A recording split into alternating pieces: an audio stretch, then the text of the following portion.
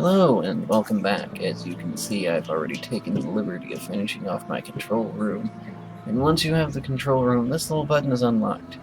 And this button takes you to the world map. Now, this world map looks a little screwy, and I'm going to explain that. Like I said, this is during the 60s and the 70s, which means it's pretty much the Cold War era. If you don't know what that is, that's when the people who used capitalism and people who used communism were fighting each other, and it was more of an ideal war instead of actual war.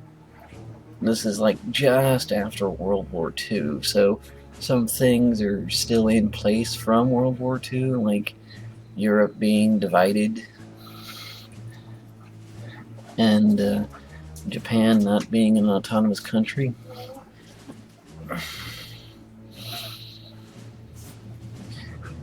But, you know, that's how it's supposed to be for the sake of the game. Just go with it.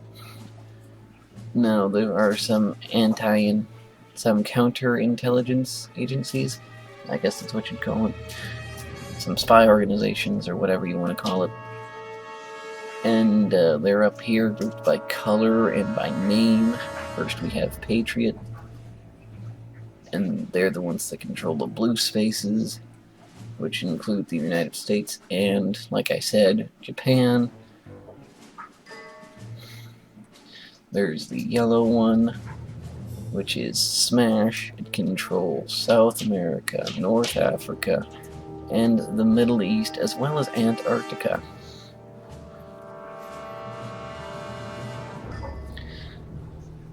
Now, you'll notice this little red speck here. This is Cuba, which is grouped with Hammer, which encompasses the Eastern Bloc, Central Russia, and Siberia.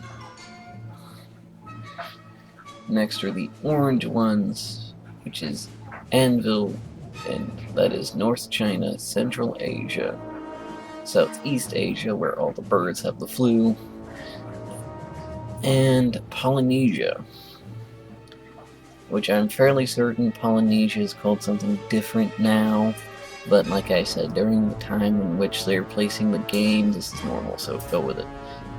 And finally we have Saber, which controls Europe, Southern Africa, the Indian subcontinent. Now it's not called that anymore, but like I said, and Australasia. Or maybe it's just, I haven't seen the word Australia ever put in print before, and I don't know how to pronounce it from the way it looks. But that is Australia, but it's probably called something different, so sue me.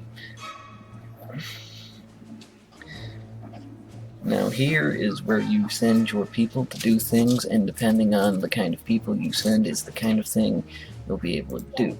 Now, I need money, so I'll send my people to go steal some money.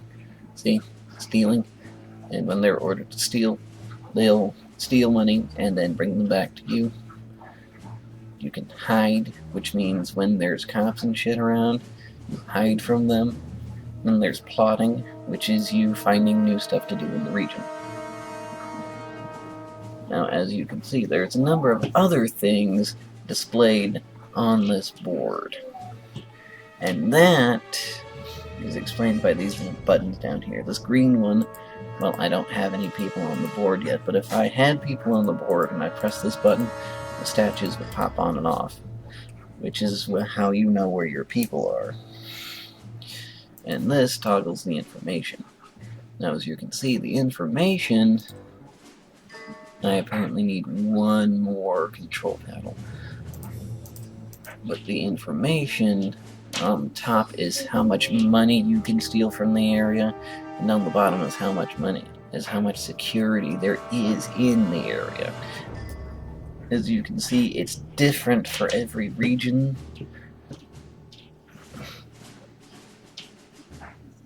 So there's that. There are these bright shiny lights on the maps, which as you can see are flags, which have missions for me to do, and I can turn that off using this button here. But I'm not going to do that because I need to know where those are. Oh, dang it. Wrong button. My bad.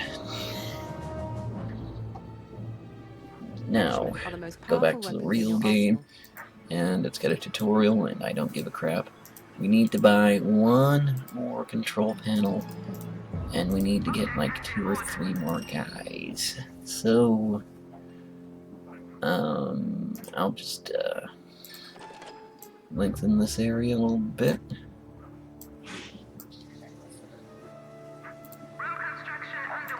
And I'll put down another couple of walkers.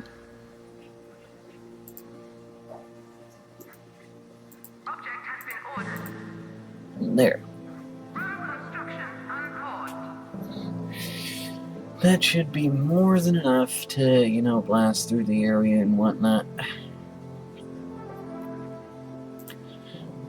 Now, let me go into explaining how to use your evil genius avatar person. As you can tell, this guy's kind of the boss of the operation. And as you can see, when people are around him, the little arrows representing their stats go up. Specifically the blue ones and the purple ones. They go up, meaning that in this guy's presence, they're paying more attention and they're being more careful, because, you know, he's your boss. You don't want your boss to know you're slacking off. And there's the guy bringing in the money that my one little guy that I sent out to go rob the Midwest is bringing. It's only $400, but we're new to this, so it's gonna be like that for a while. Oh, darn it, I pressed the wrong button again. I gotta quit doing that. So, back on the game, we have new things we need to do to advance the story. And it says that there's a civilian on the island. I must capture and imprison a maid in a holding cell so that I can then interrogate, or torture if you prefer, her so that my minions will have her special abilities. Now, why exactly you needed a maid to get special abilities from, I don't know, but hey, it's the game. What's this? Now, as you may have guessed, the evil genius avatar has an effect on whatever room he's in, as well as, you know, the minions in that room. If you put him in the control room, like so, the minions in the control room are going to work harder and work faster, and that'll make everything they do slightly more accurate and, you know, way more useful. Now, if I click this button, it'll show you the minions that I have in place and what their jobs are and whatnot. I'll explain this a bit later because I feel like I'm close to my time limit, but that's for later. Now, as you can see, my genius is in here, and I'm just going to have him walk around, peeking at all the consoles and whatnot, and all the little arrows are going to start going up, which means all of my minions are going to, you know, start focusing more, start paying more attention, because like I said, you don't ever want your boss to know you're slacking off on the job. That one over there ain't doing so well. He salutes me, and then he goes back to doing whatever it was he was supposed to be doing. Yeah, that's right. Good little lab rat. I'm just going to keep him perched here. As you can see, this little circle around him. It's encompassing a lot of people right here, and that's where I want it to stay. Actually, I'm going to nudge him forward just a bit and see if I can get this other one here. Good. Now, you saw the notice of I need to buy a power room.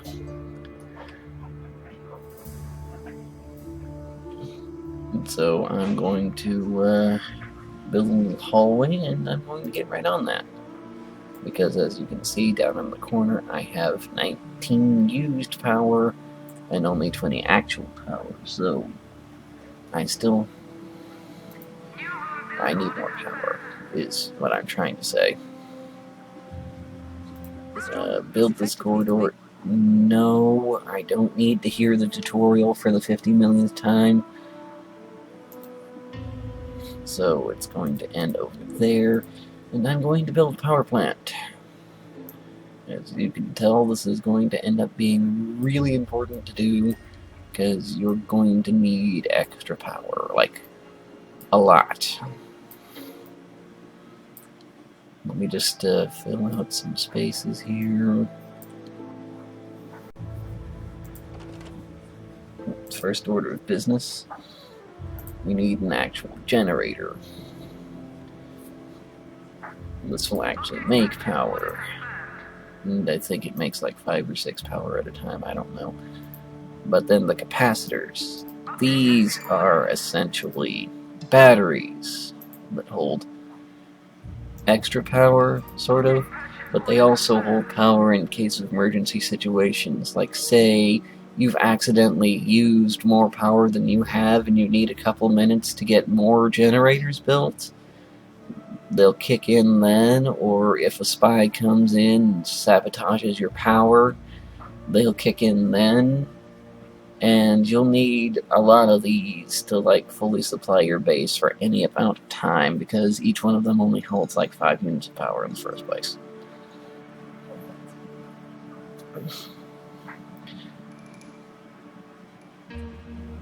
So there's the guy bringing the dynamite.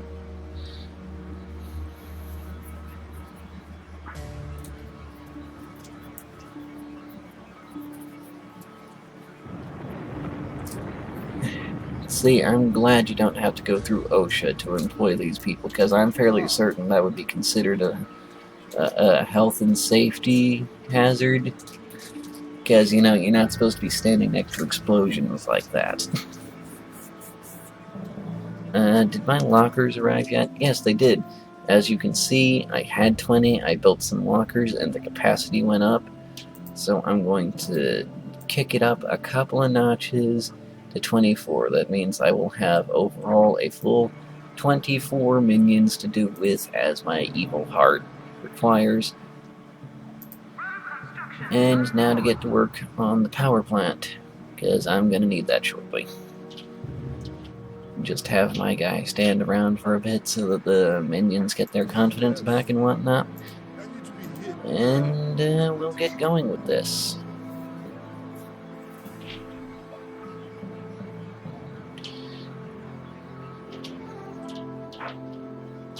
It's actually very important that from time to time you take your mastermind around and make sure all your guys are doing what they're supposed to do.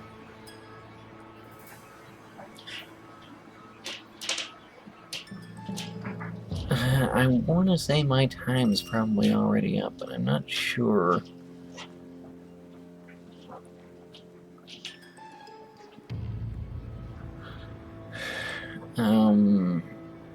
Yeah, there it goes. My time is up right now. But next time we'll do the power plant and probably do the armory, which is where we keep our prisons. And we'll probably actually get going with the whole story next episode.